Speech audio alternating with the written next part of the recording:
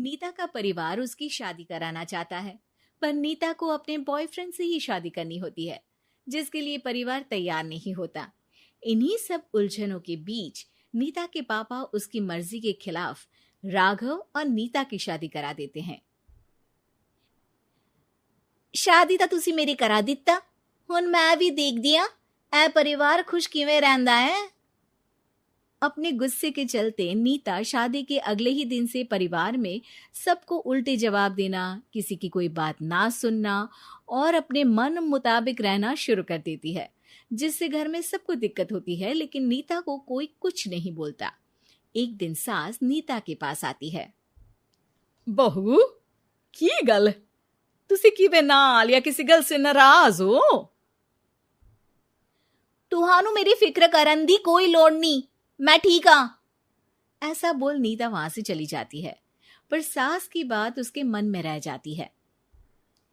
शादी के अगले दिन से ही मैं सब दे नाल किन्ना औखा बिहेव किता, फिर भी आ मेरे तो इन्ने प्यार नाल गल किवें कर सकदी आ। मानू नफरत करनी नहीं आउंदी, ऐस करके वो सोचती आ कि एक ना एक दिन तुम्हारा गुस्सा भी खत्म हो जाऊगा। यह कदे नहीं हो सकता। इससे पहले राघव कुछ बोलता, नीता का मोबाइल बजने लगता है, जिस पर राघव वहां से चला जाता है और नीता फोन पर बात करने लगती है। जिसके बाद अगले दिन से नीता की जैसे ही आत्मा बदल गई हो, वो बिना किसी के बोले घर के सारे काम कर देती है। उसकी ऐसी काया पलट देख राघव और उसकी माँ हैरान रह जाते हैं। बहू तबियत शबियत ता ठीक सी? तबियत छड्डो मां, मैनू लगदा आ इसदा दिमाग हिल गया। ए तुसी दोनों की गल करी जांदे हो? मैं ठीक आ ते मेरा दिमाग भी। बस आज रियलाइज हो गया कि मैं अपने गुस्से विच कितना प्यारा परिवार ठुकरा रही सी। नीता की बात सुनकर सब बहुत खुश होते हैं और अब नीता सास की सेवा से लेकर पति की हर बात मानने लगती है, जिसकी वजह से कुछ ही समय में घर की सारी भाग दौड़ उसके हाथों में आ जाती है। उसी के साथ सास और राघव भी हर काम के लिए नीता पर ही डिपेंड हो जाते हैं। नीता मेरा लैपटॉप किथे आ? बहू मेरी दवाइयां। अब नीता अच्छी पत्नी और सर्वगुण संपन्न बहू बन गई होती है और इसी तरह विश्वास जीतते हुए एक दिन तिजोरी की चाबियां भी उसके हाथ में आ जाती है। ऐ हुई ना गल, हुन आएगा जिंदगी विच स्वाद। तिजोरी की चाबियां हाथ में आती ही नीता एक रात सास और पति के सोते ही सारे गहने और कैश लेकर घर छोड़ अपने बॉयफ्रेंड के पास चली जाती है।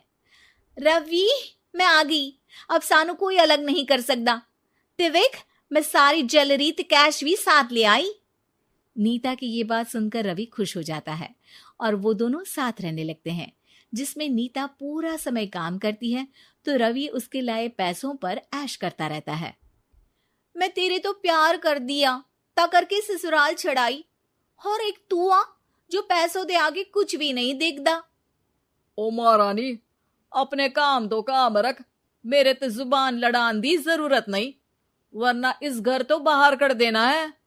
ऐ मेरा घरा तेरा ससुराल नहीं, जीवे मन किया रहली इथे रहन लाई, हाथ चला जुबान नहीं। रवि की बातें सुन नीता के सिर पर जैसे आसमान ही टूट जाता है। एक तेरे करके मैंने अपने मां पियो नाल उस भले चंगे ससुराल नु भी धोखा दिता ते तू छड्डो परे, मेरी ही गलती आ जे आखा उत्थे तेरे प्यार दा पर्दा डाल उस दिन फोन ते तेरी गल्ला विच आ गई। जे नहीं आउंदी ता आज खुशी नाल उथे ही बैठी होनी सी।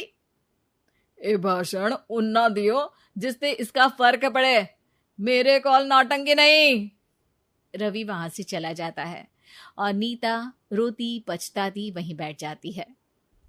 हाय रब्बा, ए मैं की कर दिता, उस घर विच भी वापस नहीं जा सकती। एक ता घर छोड़ा, नाल चोरी भी की, कोई मेहणु माफ नहीं करूंगा।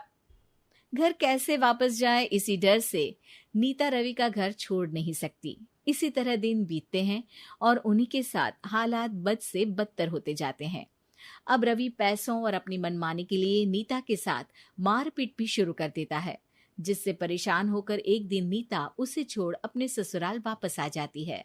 जिसे वहां देख राघव गुस्से से लाल हो जाता है। हूं इथे की लेना या हमारी जिंदगी के साथ घर ता तू पहले ही बर्बाद कर गई सी। जान दिया, मेरी गलती माफी लायक नहीं। मैं कमली सी उस ढोंगी नु सच्चा प्यार दे इस सच्चे प्यार नु बोझ समझती बैठी। मैनू माफ कर दो। जे मेरी नूं रानी समझ गई आ कि उस तो गलती हुई आ, फिर किस बात का रुसना मनाना। केड़ी नूं रानी? रानी बोलन जोगा इसने केड़े झंडे गाड़ दिए? मां याद कर, तेरे घर विच चोरी कर बहू ते पत्नी सब रिश्ते तोड़ भाग गई सी। और फिर की मानता रहिया, गलती हो गई सी। एक गलती ता रब भी माफ कर दीता ते तू और मैं ता सिर्फ इंसान ही आ। माफ कर दे, मैं बोल रही आ ये दोबारा कदी कोई गलती नहीं करेगी। इसदा नहीं ता मेरा ही भरोसा कर ले। ठीक आ, जिवे तुहानू ठीक लगे, पर इसे बोल दे मेरे कोलो कोई उम्मीद ना रखे।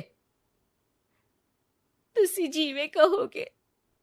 अब सास हर रोज राघव को मनाने की कोई ना कोई नई तिकड़म बताकर नीता को उसके पास भेजती रहती है, जिससे कुछ समय बाद नीता का पछतावा और कोशिशें देखकर राघव भी उसे माफ कर देता है।